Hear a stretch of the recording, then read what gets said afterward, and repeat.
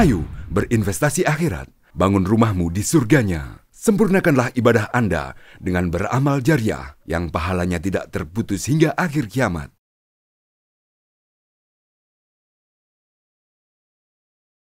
Assalamualaikum warahmatullahi wabarakatuh. Alhamdulillah. Alhamdulillahi hamdan katsiran tayyiban mubarakan fih kama yuhibbu rabbuna wa yardah. Wa ashhadu an la ilaha illallah wahdahu la syarika lah. Wa ashhadu anna Muhammadan abduhu wa rasuluh khaliluhu wa safiyuh la nabiyya wa la rasula ba'dah. Allahumma salli wa sallim wa barik ala abdika wa rasulika Muhammadin wa ala alihi wa ashabihi wa man istanna bisunnatihi ila yaumiddin thumma amma ba'd. Hadirin jamaah salat maghrib rahimani wa rahimakumullahu ta'ala. Alhamdulillah di malam hari ini kita bisa kembali berkumpul di salah satu rumah di antara rumah-rumah milik Allah Subhanahu wa taala di majelis ilmu. Ini adalah salah satu nikmat yang sangat agung yang Allah berikan hanya kepada orang-orang yang Allah pilih. Tidak semua orang diberi kesempatan yang sama seperti kita. Maka hendaknya kita manfaatkan nikmat ini dengan sebaik-baiknya. Salawat dan taslim senantiasa kita haturkan kepada tauladan kita Nabiullah Muhammad sallallahu alaihi wasallam beserta keluarga beliau, istri-istri beliau, sahabat-sahabat beliau, para tabi'in dan tabi'ut tabi'in, serta kita memohon kepada Allah Subhanahu wa taala dengan kasih sayang dan rahmat dari Allah, semoga kelak di yaumil akhir kita termasuk umat Nabi Muhammad sallallahu alaihi wasallam yang akan mendapatkan syafaat dari beliau sallallahu alaihi wasallam, dan semoga kita dikumpulkan bersama dengan beliau sallallahu alaihi wasallam di surganya Allah, amin ya rabbal alamin. Hadirin rahimani wa rahimakumullahu taala, kajian kita pada malam hari ini masih melanjutkan membahas Kitabul Jami' dari kitab Bulughul Maram karya Al-Imam Ibnu Hajar Al-Asqalani rahimahullahu ta'ala. Pada pertemuan yang terakhir kita masih membahas hadis Mughirah atau Syu'bah Ibnul Mughirah yang terdapat di dalam kitab Sahih Bukhari dan Muslim, ya, atau hadis ini disebut dengan hadis yang muttafaqun alaih. Bahwasanya Rasul sallallahu alaihi wasallam bersabda, "Innallaha harrama 'alaikum", sesungguhnya Allah telah mengharamkan bagi kalian uquqal ummahat. Allah haramkan atas kalian durhaka kepada ibu. Wa wa'dul banat. Begitu juga Allah mengharamkan membunuh anak perempuan. Wa man'an wahad. Allah juga mengharamkan atas kita untuk menahan hak orang lain, tak sekaligus suka meminta-minta, ya. Kemudian dalam lanjutan hadis yang akan kita bahas pada malam hari ini, kata Nabi sallallahu alaihi wasallam, "Wa kariha lakum qil wa qal." Dan Allah Subhanahu wa taala membenci atas kalian perbuatan qil wa qal. Apa yang dimaksud dengan qil wa qal? Banyak berbicara, banyak menukil berita yang sumbernya hanya sekedar katanya.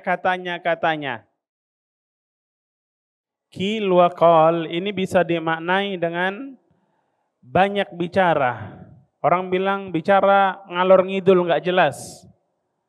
Atau tadi yang kedua dimaknai dengan suka menukil info berita, ketika ditanya sumbernya dari mana, dia tidak punya sumber yang jelas, hanya mengatakan katanya. katanya si A begini, katanya si B begini. Ini tentu perkara yang dalam redaksi hadis tadi dikatakan karihalakum, Allah membenci bagi kalian.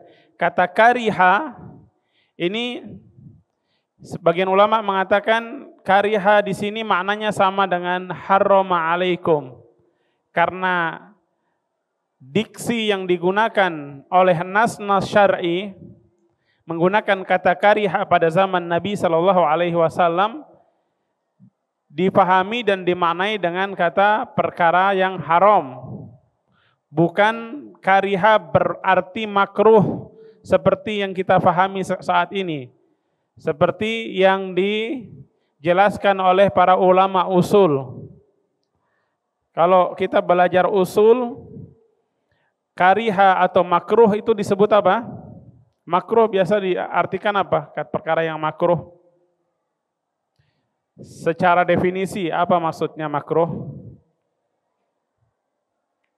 Ma yuthabu tarikuhum tithalan wala yu'aqabu fa'iluhu. Itu diantara definisi makruh menurut ulama usul. Perkara yang kalau orang meninggalkannya karena Allah, maka dia dapat pahala. Dan yang melakukan tidak dihukum, tidak dapat dosa. Beda dengan haram. Kalau haram apa? Haram lebih berat. Ma yuthabu tarikuhum tithalan, ya. Wa yu'aqab wa yastahiqul iqab fa'iluhu. Perkara yang jika seseorang meninggalkannya karena Allah, maka dia dapat pahala. Tapi pelakunya pantas untuk dihukum. Itu kalau haram. Mana yang lebih berat tingkatannya? Haram atau makruh? Haram. Apakah kariha di sini maknanya adalah makruh yang merupakan bentuk salah satu ahkamul khamsah yang di bawah haram? Syekh Utsaimin rahimahullahu taala mengatakan bukan ini yang dimaksud. Karena definisi makruh seperti yang dipahami oleh kita sekarang berdasarkan penjelasan dari para ulama usul, itu definisi itu tidak dipakai pada zaman Rasulullah SAW dan para sahabat. Itu bukan makna yang saik, makna yang dipahami oleh para sahabat. Dan tidak mungkin Nabi SAW menggunakan diksi atau istilah yang itu tidak dipahami oleh para sahabat. Karena yang diajak berbicara, yang menjadi mukhatab pada saat itu siapa? Pada saat Nabi berbicara, mukhatabnya siapa?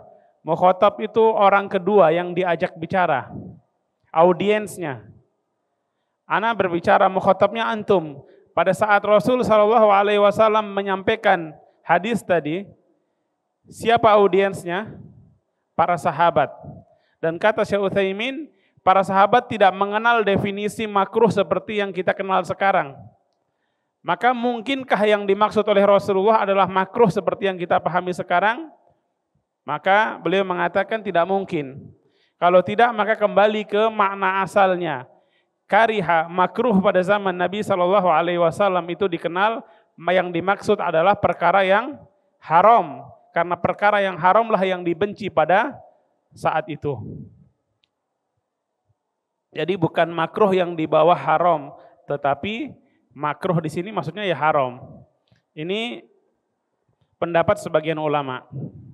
Tapi kalau kita lihat detail dari masalah yang disampaikan, maka kita lihat memang ternyata permasalahan ini ada yang levelnya sampai haram, ada yang dia karohiyatut tanzih atau disebut makruh tadi.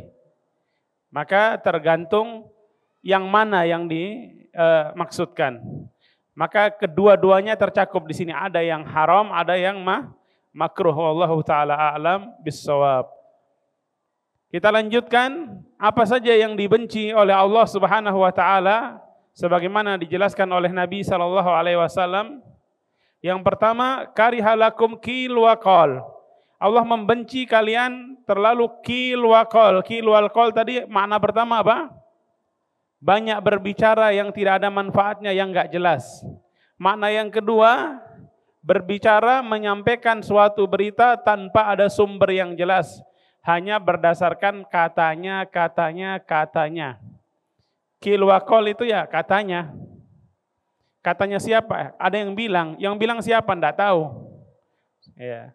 Sehingga banyak orang yang selalu ingin menjadi orang yang pertama untuk menyebarkan berita. Padahal belum tentu yang dia sampaikan itu benar. Padahal Nabi SAW mewanti-wanti kita. Kafa bil mar'i kadiban an yuhadditsa bikulli ma yasma. Seseorang itu sudah cukup dikatakan sebagai seorang pendusta, seorang pembohong, manakala dia selalu menyampaikan semua yang dia dengar. Tidak ada yang dia saring, semuanya dia sampaikan, dia ceritakan, pasti akan berbohong. Apalagi kalau berita itu berkaitan dengan urusan banyak orang, bisa membuat orang khawatir, orang takut. Sekarang orang kadang sekedar share ya, tekan tombol pakai jempolnya, dia sudah menyebarkan berita yang tidak tahu dari mana sumbernya. Maka hendaknya kita lebih berhati-hati. Jangan sampai jempol kita ini justru mencelakakan orang banyak dan akhirnya mencelakakan diri kita sendiri, waliya'udzubillah. Sebelum kita share sesuatu, pastikan sesuatu itu benar dan bermanfaat. Karena Nabi juga mengajarkan kepada kita, min husni islamil mar'i tarkuhu ma la ya'nih. Di antara bentuk baiknya Islam seseorang apa? Adalah ketika dia meninggalkan sesuatu yang tidak bermanfaat, apalagi sesuatu yang membawa madorot. Dia tinggalkan yang tidak bermanfaat. Sesuatu yang belum jelas sumbernya, belum jelas benar atau salah, ini bukan hanya tidak memberikan manfaat, tetapi bisa menimbulkan madorot. Minimal dia berada pada hal-hal yang masuk kategori masih abu-abu, masih belum pasti, belum jelas. Dan Nabi mengajarkan kepada kita, da' ma yaribuka ila ma la yaribuk. Kalau kita menghadapi sesuatu dan sesuatu itu masih kita dihadapkan pada sesuatu perkara atau pilihan, salah satunya itu kita masih ragu, maka tinggalkan yang kita ragu-ragu, pilih yang kita tidak ragu-ragu. Masih ragu-ragu, da' ma yaribuk ila ma la yaribuk. Dalam riwayat lain, da' ma yuribuk. Tinggalkan sesuatu yang membuat kamu ragu-ragu, ambillah, pilihlah yang tidak membuatmu ragu-ragu. Ini perkara yang penting yang semestinya menjadi panduan bagi kita dalam kita bersikap, dalam kita melakukan kegiatan atau aktivitas kita sehari-hari. Apalagi zaman sekarang dengan mudah tersebarnya berita, ini bisa menjadi seperti dua sisi mata pisau yang salah-salah menggunakannya bisa menimbulkan madorot yang besar, waliya'udzubillah. Maka sekali lagi sebagai seorang muslim, hendaknya kita harus tabayyun, tasabut, pastikan dulu sumbernya apa kalau kita mau share sesuatu. Apalagi kalau itu terkait tentang masalah agama. Terkadang orang semangat share, dianggap baik di share saja. Di situ ada keterangan hadis Nabi, padahal Nabi tidak pernah mengatakan itu. Ya. Kalau uang palsu, berani nggak menyebarkan uang palsu? Nggak berani, takut. Kalau ada tersebar uang palsu, ribut enggak orang? Ribut. Tapi kalau hadis palsu, ada yang ribut enggak? Ya, harusnya kita lebih selektif menyebarkan hadis. Kalau Nabi SAW mengancam dengan ancaman man kadzaba alayya muta'ammidan falyatabawa maq'adahu minan nar. Siapa saja yang dengan sengaja berdusta atas namaku, kata Nabi, maka hendaklah dia siapkan tempat duduknya di neraka. Ini ancaman yang sangat serius. Siapa saja yang berdusta atas Nabi, ya. Kadang orang, apalagi di menjelang bulan Ramadan, dia share ke sana kemari tentang hadis-hadis yang tujuannya baik, tetapi menisbatkan kepada Nabi tidak tepat. Karena Nabi tidak pernah mengatakannya. Kalau dalam urusan dunia, kita harus memastikan kevalidannya, harus benar-benar valid baru kita share, apalagi dalam urusan agama. Kita mengingatkan yang seperti ini bukan karena membenci orang yang share atau apalagi membenci hadis Nabi, tidak. Karena kita cinta Nabi, kita mengagungkan perkataan Nabi. Kalau ada orang kita tahu ini tidak ada sumbernya dari Nabi, maka hendaknya kita berusaha untuk menghentikan, jangan sampai itu tersebar di tengah-tengah masyarakat. Sama halnya gini logikanya, ada orang yang dia tahu ini uang palsu, kemudian dia melaporkan kepada pihak yang berwajib supaya tidak beredar. Orang ini dapat penghargaan atau tak justru dihukum? Mestinya dapat penghargaan. Minimal ucapan terima kasih. Ya. Tapi kadang kalau kita berbicara tentang hadis Nabi, jelas-jelas para ulama mengatakan hadis ini adalah hadis yang palsu misalnya, dipalsukan, dikatakan sebagai hadis Nabi, padahal bukan hadis. Sama dengan uang palsu. Dia uang atau bukan sebenarnya? Bukan, tapi karena dia dipalsukan, maka disebut juga uang palsu. Kurang lebih begitu. Maka hendaknya kita dalam menyebarkan dan menisbatkan itu kepada Nabi SAW harus lebih berhati-hati. Lebih berhati-hati. Pastikan sumbernya. Ya. Apalagi terkait tentang agama. Makanya dulu para salaf mengatakan laulal isnad laqala man syaa ma syaa. Agama Islam ini di antara keistimewaannya dan ilmu yang hanya diberikan kepada kaum muslimin, tidak diberikan kepada umat-umat terdahulu adalah ilmu sanad, isnad. Seandainya bukan karena sanad, tentu ba'da taufik minallah, maka siapa saja bisa bilang ini hadis, ini bukan. Ya. Tapi dalam Islam ada yang namanya sanad, ya, ilmu tentang isnad. Ini bisa dicek kredibilitas orang-orang yang menyampaikan berita ini sampai kepada Nabi SAW benar tidak? Orangnya ini kredibel tidak? Pernah berbohong tidak? Ada potensi kekeliruan tidak? Semua itu bisa dicek sehingga orang tidak gampang saja mengarang, membuat-buat ini adalah hadis Nabi, ini bukan. Ini semua bisa dicek. Dan ilmu itu karunia dari Allah Subhanahu wa taala yang tidak diberikan kepada umat lain. Jadi qil wa qal tadi masuk di dalamnya berbicara yang tidak ada manfaat atau menukil, menyampaikan sesuatu baik itu berita atau yang lainnya tanpa jelas sumbernya. Kalau ditanya sumbernya, jawabannya apa? Katanya. Sehingga gara-gara katanya kadang satu kampung bisa perang. Ya. Rumah tangga bisa hancur. Hanya karena apa? Katanya yang semua itu isinya mengadu domba waliya'udzubillah. Hendaknya kita lebih berhati-hati. Makanya Nabi SAW mewanti-wanti kita tentang lisan kita. Man kana yu'minu billahi wal yaumil akhir falyakul khairan aw liyasmut. Siapa saja yang benar-benar beriman kepada Allah, beriman kepada hari akhir, hendaklah dia berkata yang baik atau diam.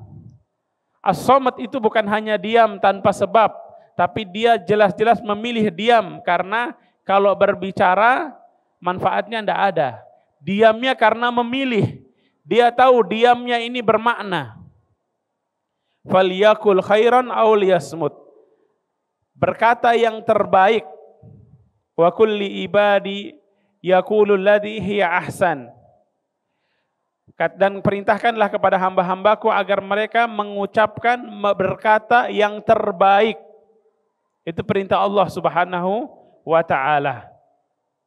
Oleh karena itu saudaraku rahimani wa rahimakumullahu ta'ala, terkait tentang qil wa qal, hendaknya kita senantiasa mawas diri, introspeksi diri, jangan sampai kita selalu berusaha untuk menjadi orang yang pertama menyampaikan berita atau selalu berbicara meskipun kita tidak tahu manfaatnya. Hendaknya seorang mukmin selalu menjadikan patokan dia falyakul khairan aw liyasmut, berbicara yang baik atau diam.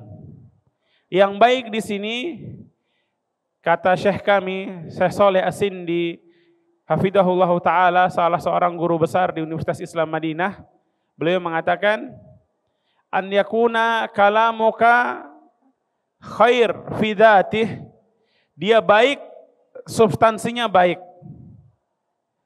Wa an taqulahu fi yaku hasan au khair fi waqtih, tepatnya waktunya dalam mengucapkan itu juga baik.